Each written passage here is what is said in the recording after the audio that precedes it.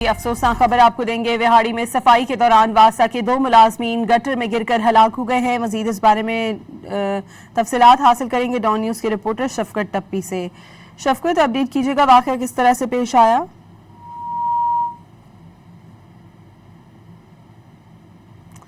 शफकत टप्पी से राब्ता करने की कोशिश करेंगे। विहाड़ी में अफसोसनाक वाकया पेश आया है। 2 वासा मुलाजमीन गटर में गिरकर हलाक हो गए हैं। हादसा मेन सीवरेज लाइन की सफाई के दौरान पेश आया है। सफाई के दौरान वासा के 2 मुलाजमीन गटर में गिरकर हलाक हो गए। रेस्क्यू ज़राए का बताना है हादसा पुराने लारी अड्डा के करीब मेन सीवरेज लाइन की सफाई के दौरान पेश आया है। रेस्क्यू हुकाम का ये बताना है कि जाँ बहक मुलाजमीन सनी और सावल का ताल्लुक जिला खानेवाल से बताया जाता है। विहाड़ी में सफाई के दौरान वासा के 2 मुलाजमीन गटर में गिरकर हलाक हो गए हैं।